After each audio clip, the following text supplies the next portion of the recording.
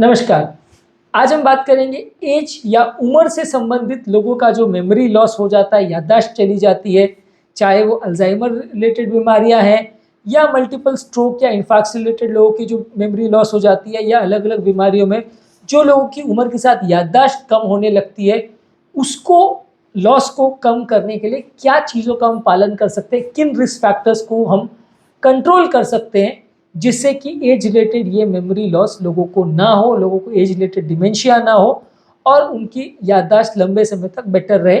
Alzheimer नहीं होगा या मल्टी इन्फार्क्शन डिमेंशिया पूरी तरह से चला जाएगा, ऐसा नहीं कोई क्लेम कर रहा हूँ, लेकिन इससे आपको काफ़ी फ़ायदा मिलेगा। मेमोरी को थोड़ा लंबे समय तक शार्प रखने पर आपको मदद मिलेगी। टॉपिक पर जाने से पहले जो लोग हमारे चैनल पर नए हैं उन्हें रिक्वेस्ट करूँगा कि चैनल को सब्सक्राइब करें, वीडियोज़ को लाइक और शेयर करें। ज़रूरी है, यदि आप उम्र दराज हैं और आप अपनी याददाश्त नहीं खोना चाहते हैं तो आप रेगुलरली एक्टिव रहिए, डेली एक्सरसाइज करिए। डेली एक्सरसाइज करने वाले लोगों की याददाश्त लंबे समय तक अच्छी रहती है। फिजिकली एक्टिव रहना चाहिए। फिजिकली एक्टिव रहने का मतलब है ये डेली आधा से 1 घंटा एक्सरसाइज करना। गाइडलाइंस रिकमेंड करती है कि एटलीस्ट हफ्ते में 150 मिनट आपको करना है एक्सरसाइज। 1 या 2 दिन आप रेस्ट ले सकते हैं। मेरा ज़्यादातर रिकमेंडेशन है कि अनलेस कोई मजबूरी ना हो तो डेली आप एक्सरसाइज कीजिए, रेस्ट मत लीजिए और आधे के बदले 1 घंटा करिए। जितना ज़्यादा एक्सरसाइज करेंगे, जितना ज़्यादा विग्रसली एक्सरसाइज करेंगे, उतना रिजल्ट्स आपको अच्छे मिलेंगे। इसके अलावा ज़रूरी है कि आप बैलेंस डाइट लीजिए। ताज़ा फल, सब्जी, होल ग्रेन्स यानी वो ग्रेन्स जिन पर से हस्क किया उसका ऊपर का जो रेशे होते हैं वो हटाए नहीं जाते हैं, या फैट फ्री प्रोटीन्स लेते हैं। इस तरह की चीज़ें अगर आप लेते हैं, ओमेगा 3 फैटी एसिड्स लेते हैं, तो इससे आपकी याददाश्त अच्छी रहती है। बैलेंस डाइट लेने से मेमोरी फंक्शन इंप्रूव होता है। ओमेगा 3 फैटी एसिड्स का जहाँ तक सवाल है, आपको फैटी फिश यानी सैल्मन, मैक्रिल, टूना, सार्डिन ये सारे फिशेस में मिलेगा। इसके अलावा आपको फ्लैक्स सीड्स, वॉलनट्स, आलमंड ये सारे नट्स में भी आपको मिलेगा। तो आप इसको लें तो आपको इससे मेमोरी फंक्शन में थोड़ा सुधार मिलेगा। याददाश्त को और ब्रेन के डैमेज को ये कुछ हद तक इम्प्रोवाइज करती है।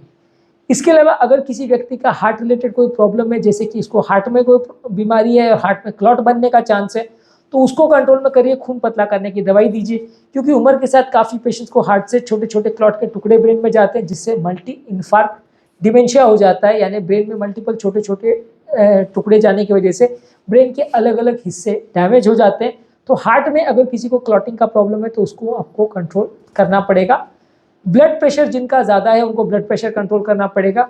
बड़े प्रेशर की वजह से सबसे इंपॉर्टेंट रिस्क फैक्टर से माना जाता है, जिसकी वजह से लोगों को बार बार छोटे छोटे लकवे आते हैं और इस तरह के पेशेंट्स का मेमोरी जल्दी लॉस हो जाता है। तो ब्लड प्रेशर को बहुत स्ट्रिक्टली आपको कंट्रोल करना पड़ेगा। उसी तरह से डायबिटीज़ को भी स्ट्रिक्टली करना पड़ेगा कंट्रोल, क्योंकि डायबिटिक लोगों में भी ब्रेन के लकवे आने का चांस नॉर्मल से कई गुना ज़्यादा होता है।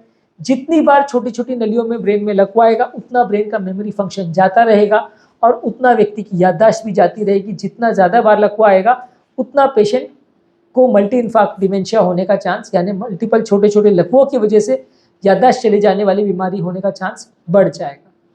नेक्स्ट है कि कोलेस्ट्रॉल लेवल्स को भी कंट्रोल करिए। इसमें भी वो इशू है कि कोलेस्ट्रॉल लेवल बढ़ने से ब्रेन की नलियों में चोक होने का चांसेस बढ़ जाता है।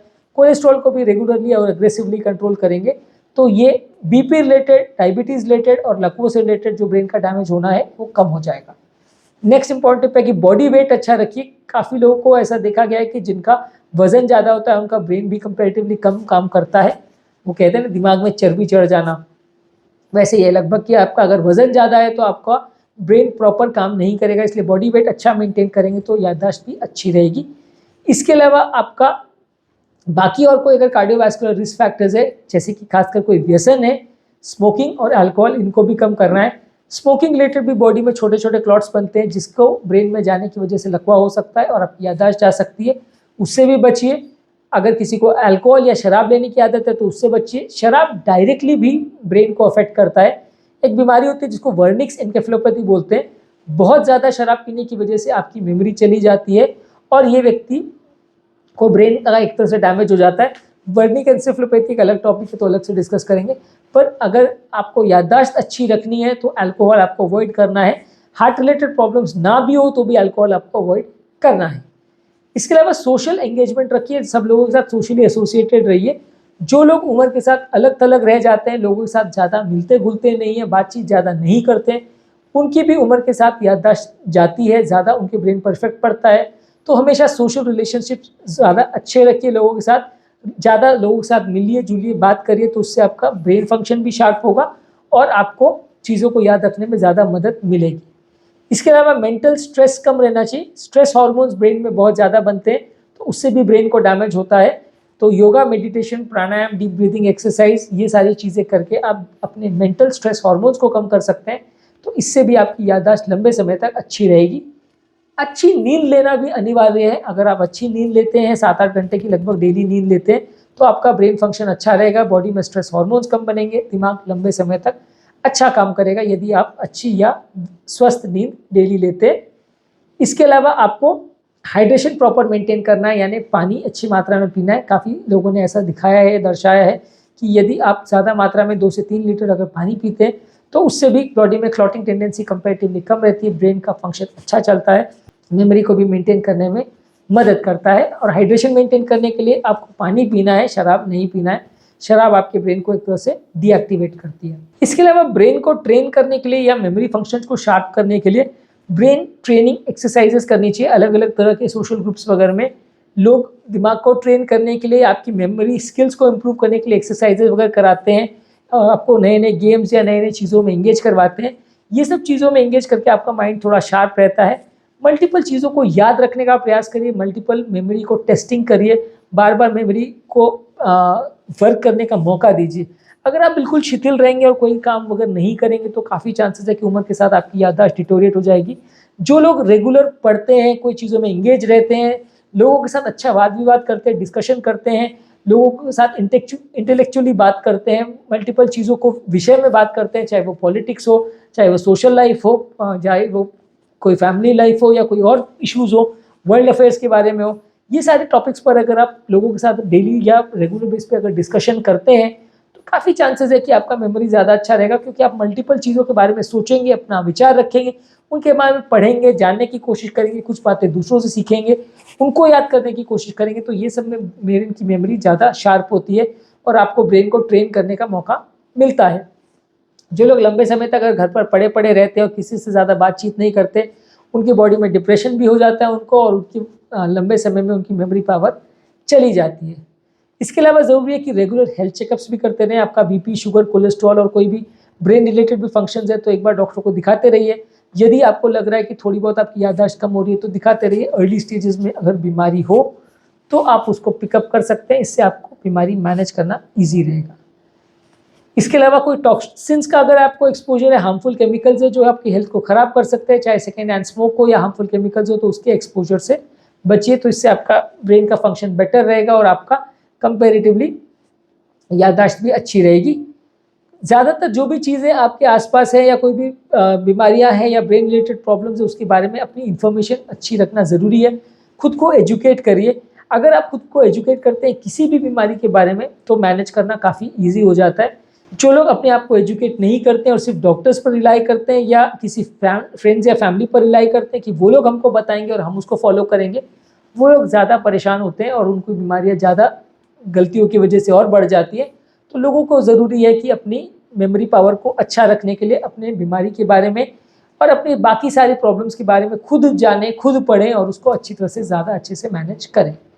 इसके अलावा अगर आपको कोई क्रॉनिक प्रॉब्लम है, जैसे साइकेट्रिक प्रॉब्लम भी है, डिप्रेशन है, एंग्जाइटी है, क्रॉनिक पेन है, उसको डॉक्टर के साथ दिखाइए, उसको मैनेज कराइए। तो उससे भी आपका मेमोरी फंक्शन और ब्रेन का जो शिथिल होना है, डिप्रेस्ड होना है, वो कंपैरेटिवली कम हो जाएगा।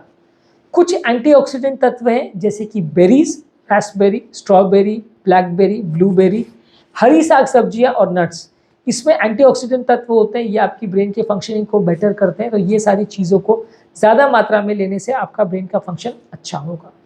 रोज़ कुछ नया सीखने का प्रयास कीजिए, रोज़ कुछ नए स्किल्स को एक्वायर करने का प्रयास कीजिए, कोई नई बातों को समझने का, जानने का प्रयास करिए। इससे भी आपका ब्रेन का फंक्शन बेटर होगा। यदि आप अपने रेगुलर बेसिस पे अगर अपने आप को कोई चीज़ को सिखाने की कोशिश करते हैं, नई चीज़ों को जानने की कोशिश करते हैं, तो इससे भी आपका ब्रेन का फंक्शन इम्पोर्टेंटली इम्प्रूव होगा। इसके अलावा आपके सेंसेस को भी डेली चैलेंज करिए। नई तरह की म्यूज़िक सुनिए, नई तरह के क्विजीन्स को टेस्ट कीजिए, नई तरह के नेचर्स और सराउंडिंग्स में जाके वहाँ पे टाइम स्पेंड करिए। इससे आपके सारे सेंस ऑर्गन्स एक्टिवेट होंगे। नई नई चीज़ों को आप देखोगे, नई नई आवाज़ को सुनोगे, नई नई तरह की म्यूज़िक को सुनोगे, नई नई स्मेल्स को आप देखोगे, नया फ्लेवर्स को आप ट्राई करोगे तो पांचों सेंस ऑर्गन जो है आपके वो एक्टिवेटेड रहेंगे और ये इनडायरेक्टली आपके ब्रेन को भी एक्टिवेट करेंगे। इसके अलावा अगर कोई ऐसी ब्रेन रिलेटेड मेडिसिन चल रही है जिसके साइड इफेक्ट से मेमोरी का प्रॉब्लम आ सकता है, या ब्लड प्रेशर लो हो सकता है, या क्लॉटिंग टेंडेंसीज बढ़ सकती है, तो उसको प्रॉपर्ली मैनेज करवाइए, उनके डोजेस को एडजस्ट करिए। कोई भी सब्सटेंस अब्यूज नहीं होना चाहिए, जैसे कि अगर कोई भी रिक्रिएशनल ड्रग है, कोकेन, एम्फेटामिन या इस तरह की चीज़ें, ये आपके ब्रेन को अफेक्ट करती है और इनका ब्रेन पर नेगेटिव इफेक्ट होता है, तो ये सारी चीज़ों को थोड़ा कम रखिए। नींद की दवाएं भी बहुत ज़्यादा रेगुलरली लेने से, बेंजोडाइज़ेपिन वगैरह भी लंबे समय तक लेने से, एंटीकोलिनर्जिक मेडिसिन भी लंबे समय तक लेने से आपकी मेमोरी फंक्शन को शिथिल करती है, आपको ज़्यादा मेमोरी आपकी कॉम्प्रोमाइज़ होती है। तो नींद की गोलियां भी लंबे समय तक नहीं लेनी चाहिए, खासकर उम्र दराज पेशेंट में। क्रॉनिक स्लीप डेप्रिवेशन यानी लंबे समय तक जो लोग सोते नहीं हैं या नींद अवॉइड करते हैं, वैसे लोग का भी मेमोरी फंक्शन कॉम्प्रोमाइज़ होता है, तो अच्छी नींद रखना ज़रूरी है और डेली बेसिस पे अच्छी साउंड स्लीप होना ज़रूरी है। इंसोम्निया के टॉपिक पर या क्या क्या चीज़ों से आपकी नींद अच्छी हो सकती है, उस बारे में हमने ऑलरेडी डिटेल वीडियो किया है, जो कि आप मेरे चैनल पर देख सकते हैं। इसके अलावा खुद को मेंटली चैलेंज करिए, अपने आप को अलग अलग तरह के क्रॉसवर्ड्स, पजल्स या इस तरह के गेम्स दीजिए जिसमें आपको दिमाग को ज़्यादा यूज़ करना पड़े। इस तरह के अगर आप ब्रेन को चैलेंजेस रेगुलर बेस पे देंगे तो मेमोरी आपकी शार्प होगी, दिमाग आपका शार्प होगा, ब्रेन को यूज़ करना ज़्यादा आदत पड़ेगी और आप ज़्यादा चांसेस है कि ज़्यादा एफिशिएंट और एक्टिव रह के अपना काम कर पाएंगे। जो लोग इस तरह की चीज़ें नहीं करते, उनका माइंड धीरे धीरे करके लेथार्जिक और लूज हो जाता है, फिर आप उस चीज़ों को नहीं कर पाते हो। इसके अलावा पॉजिटिव हैबिट्स रखिए, पॉजिटिव चीज़ों के बारे में सोचिए, लोगों के बारे में अच्छा सोचिए, लोगों के बारे में बुराई मत सोचिए, नेगेटिव फीलिंग्स मत रखिए, पॉजिटिव थॉट्स रखिए। तो इससे आपके ब्लड और बॉडी रिलेटेड जो भी अलग तरह की बीमारियां हैं जो बॉडी को नुकसान करती हैं वो काफ़ी हद तक कम हो जाएंगी। पॉजिटिव थॉट अगर आप लाइफ में रखते हो, नेगेटिविटी को कम रखते हो, तो ये भी आपकी हेल्थ के लिए अच्छा है। इसके अलावा आपकी विजन को और आपकी हियरिंग को रेगुलर बेस पे चेक कराइए। लंबे समय में आपका अगर सेंसरी सिस्टम, खासकर अगर हियरिंग और विजन कॉम्प्रोमाइज़ हो जाता है, सेंसरी सिस्टम कॉम्प्रोमाइज़ हो जाता है, तो ब्रेन का फंक्शन भी धीरे धीरे कॉम्प्रोमाइज़ हो जाता है। तो आंखों को और कान का भी रेगुलर चेकअप कराते रहिए। तो आज के टॉपिक में हमने बात करी कि आपके ब्रेन के फंक्शन को इम्प्रूव करने के लिए या एज रिलेटेड ब्रेन का डैमेज होने में, मेमोरी का डैमेज कम होने के लिए आप क्या कर सकते हो। बेसिकली जो भी रिस्क फैक्टर्स है उनको कंट्रोल करिए, कोई व्यसन नहीं होना चाहिए, स्मोकिंग, अल्कोहल नहीं होना चाहिए, बीपी, शुगर, कोलेस्ट्रॉल को कम करिए, रेगुलर हार्ट का चेकअप कराइए, आंखों और कान का भी रेगुलर चेकअप कराइए, दिमाग को चैलेंज करिए, बहुत सारी चीज़ों के बारे में सोचिए, सारे सेंस ऑर्गन को एक्टिवेट करिए, नई नई चीज़ों को देखने का, सुनने का प्रयास करिए, लोगों के साथ डिस्कशन करिए, सोशली एक्टिव रहिए, योगा मेडिटेशन वगैरह करके मेंटल स्ट्रेस को कम कर सकते हैं। हर बैलेंस डाइट लीजिए, हरी साग सब्जी वगैरह ज़्यादा लीजिए, ओमेगा 3 फैटी एसिड ज़्यादा लीजिए, एंटीऑक्सीडेंट वाली चीज़ जैसे बेरीज है, हरी साग सब्जी है, नट्स वगैरह ज़्यादा लीजिए और पॉजिटिव थिंकिंग रखिए, लोगों के बारे में अच्छा बोलिए, अच्छा सोचिए और अपने आप को थोड़ा मेमोरी गेम्स में और मेमोरी के पजल्स वगैरह में थोड़ा इन्वॉल्व रखिए। तो ये सारी चीज़ें अगर आप करते हो तो थोड़ा आपका मेंटल फंक्शन को इम्प्रूव करने में मदद करेगा और उम्र के साथ जो याददाश्त खराब हो जाती है उसको कम करने में मदद करेगा। टॉपिक एंड करने से पहले जो लोग हमारे चैनल पर नए हैं उन्हें रिक्वेस्ट करूँगा कि चैनल को सब्सक्राइब करें, वीडियोस को लाइक और शेयर करें। डिमेंशिया के लिए टिप्स पर और डिमेंशिया के लिए कौन कौन से खाद्य पदार्थ अच्छे हैं, यानी याददाश्त की बीमारी के लिए कौन कौन सी चीज़ें अच्छी है, उस पर हमने ऑलरेडी डिटेल वीडियोज़ किए हैं। ये हमारे चैनल पर अवेलेबल है, आप इसे चेकआउट करिए, काफ़ी कुछ जानने और सीखने को मिलेगा।